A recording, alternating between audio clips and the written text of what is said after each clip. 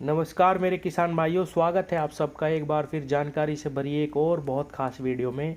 किसान साथियों, आज की इस वीडियो में हम बात करेंगे गन्ना फसल में लगने वाली फंगस के बारे में। इससे अपनी गन्ना फसल को हम कैसे बचाएं, क्योंकि पिछले 2 वर्षों में गन्ना किसानों को सबसे ज़्यादा नुकसान फंगस के रोग ने ही पहुंचाया है और इस वजह से गन्ना किसानों को बहुत ज़्यादा नुकसान उठाना पड़ा है। किसान भाइयों, कौन से ऐसे फंजीसाइड है जिनका इस्तेमाल हमें गन्ना बुआई के समय पे करना चाहिए और कौन से ऐसे फंजीसाइड है जिनका इस्तेमाल हमें बरसात के समय पे करना चाहिए, क्योंकि ये दो ही समय हैं जब नमी हमारी गन्ना फसल में ज़्यादा होती है, बुआई के समय पे और किसान भाइयों जब बरसात लग जाती है उस समय पे। किसान भाइयों, गन्ने की फसल हो या कोई अन्य प्रकार की भी फसल क्यों ना हो, उसमें फंगस लगने का सबसे बड़ा कारण है नमी। या तो बहुत अधिक बरसात के कारण नमी हो या बुआई के समय पे बहुत लंबे समय तक जब नमी रुक जाती है तो उस स्थान पे उस फसल में फंगस लगने का खतरा बहुत ज़्यादा रहता है। पिछले 2 वर्षों में 2-3 प्रकार की फंगस गन्ना फसल में देखी गई है, जिसमें झुलसा रोग, रस्ट और टिक्का, ये 2-3 प्रकार की फंगस हैं जो गन्ने में बहुत ज़्यादा नुकसान पहुंचा रही है। इसीलिए किसान भाइयों, बुआई के समय हम हल्के फंजीसाइड का इस्तेमाल कर सकते हैं, लेकिन जैसे ही बरसात आती है जिसमें नमी, आर्द्रता और उमस दोनों तीनों प्रकार यानी ऐसे कारण बन जाते हैं जिससे फसल में फंगस लगने का खतरा बहुत ही ज़्यादा है, उस समय पे हमें अच्छे फंजीसाइड, एक अच्छी कंपनी का थोड़ा सा महंगा फंजीसाइड इस्तेमाल करना चाहिए, जिसके अंदर कम से कम 2 टेक्निकल हो। आज मैं आपको वो भी बताऊंगा कि बरसात के समय पे कौन से फंजीसाइड का इस्तेमाल करना है और बुआई के समय पे हम कौन से फंजीसाइड का इस्तेमाल करें, जिससे हमारे पैसे भी बचे और हमें अच्छा रिजल्ट भी मिले।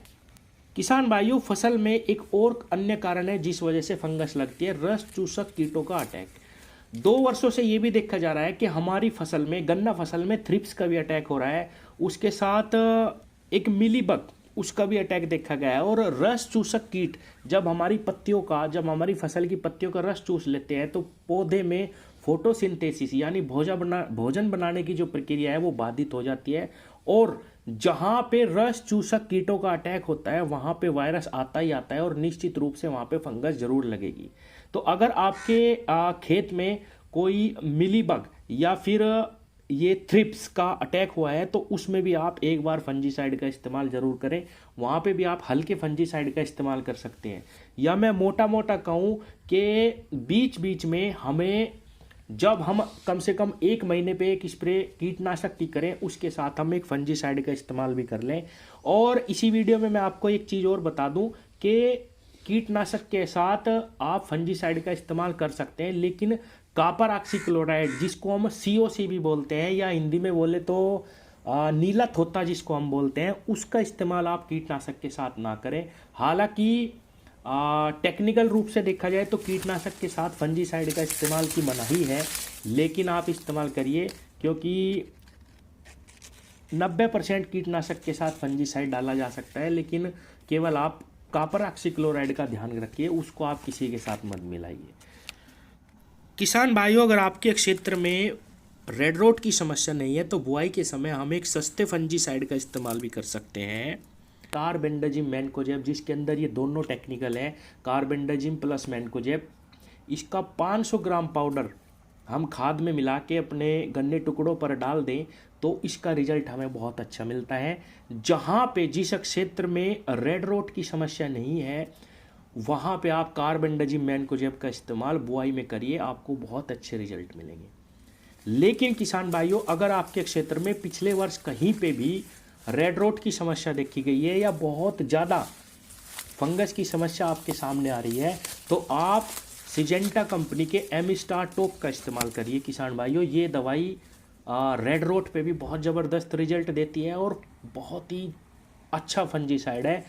200 ml प्रति एकड़ केवल इसकी आप मात्रा का इस्तेमाल करिए, आपको बहुत बेहतर रिजल्ट मिलेंगे। इसके अंदर भी 2 टेक्निकल है किसान भाइयों, एजिक्सोस्ट्रोबिन 18.2%, डेफिकोनाजोल 11.4%, घुलनशील ये आता है।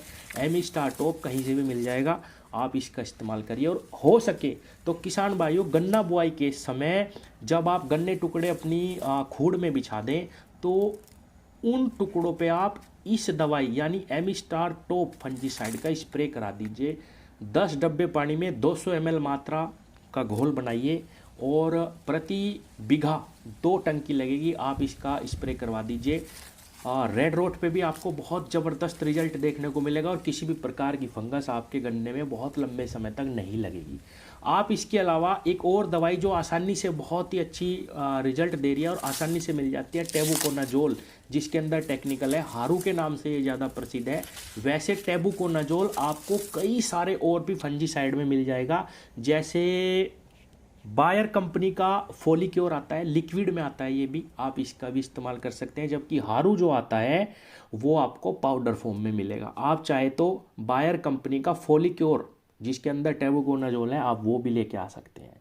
तो ये 2-3 दवाइयाँ मैंने आपको बता दी, 4 दवाई होंगी, आप इनमें से किसी भी दवाई का इस्तेमाल बुआई के समय कर सकते हैं। किसान भाइयों, अगर आप बीच में बुआई के बाद 1 महीना 2 महीना फंजीसाइड का इस्तेमाल नहीं करते तो भी चल जाएगा। इसके बाद केवल जो समय आता है फंगस लगने का गन्ना फसल में खासकर, वो है बरसात का सीजन। उस समय पे मौसम में उमस बन जाती है, नमी भी रहती है, उस समय पे फंगस लगने का गन्ना फसल में बहुत ज़्यादा चांस रहता है। उस समय पे जो भी आप स्प्रे करें, जब भी स्प्रे करें, उसमें एक फंजीसाइड का इस्तेमाल जरूर करें। किसान भाइयों, बायर कंपनी का ही नेटिवो के नाम से आता है, आप इसका भी इस्तेमाल कर सकते हैं, जिसके अंदर टेबुकोनाजोल और ट्राइफ्लोक्सिस्ट्रोबिन आता है। इसमें 2 साल्ट है। नेटिवो, बायर कंपनी का नेटिवो, टेबुकोनाजोल जो हमने बुआई में बताया वो, और ट्राइफ्लोक्सिस्ट्रोबिन, ये 2 साल्ट है, इसका भी आप इस्तेमाल कर सकते हैं। नेटिवो का बहुत अच्छे रिजल्ट है इसके भी। और किसान भाइयों, जिस वजह से गन्ना हमारा ख़राब होता है बरसात में, पोका बोइंग जिसको बोलते हैं, ये भी एक फंगस के कारण ही लगने वाला रोग है।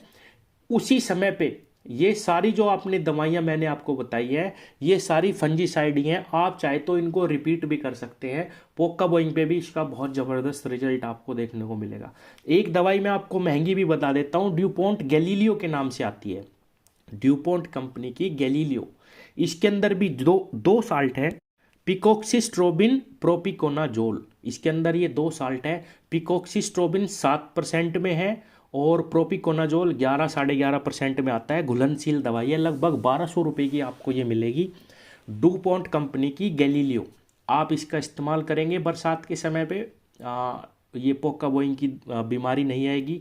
आप अगर अच्छी दवाई जो मैंने बुआई में बताई थी, एमिस्टार टॉप का इस्तेमाल करेंगे, बिल्कुल भी पोका बोइंग नहीं आएगा। आप सबसे सस्ती दवाई कॉपर ऑक्सीक्लोराइड, COC जिसको बोलते हैं, नीलत होता है, उसका भी इस्तेमाल कर सकते हैं। बहुत अच्छे रिजल्ट हैं इस दवाई के भी, सस्ती है, सबसे सस्ती।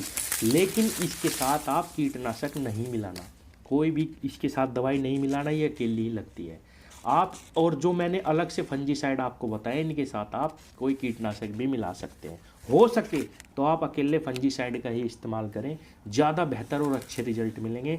किसान साथियों, समय समय पे कीटनाशक और फंजीसाइड का मिला के स्प्रे करते रहें, क्योंकि पिछले 2 वर्षों में बहुत ज़्यादा नुकसान किसानों को उठाना पड़ा। और फिर मैं एक संदेश देना चाहता हूँ वीडियो के माध्यम से ही, किसान भाइयों, 8-10 खूड़ पे या 8 खूड़ पे एक खूड़ खाली ज़रूर छोड़ देना है आपको। आप पूरे साल भर, हर लगभग 1 महीने पे अपनी गन्ना फसल में ज़रूर स्प्रे करवाते रहें। धन्यवाद।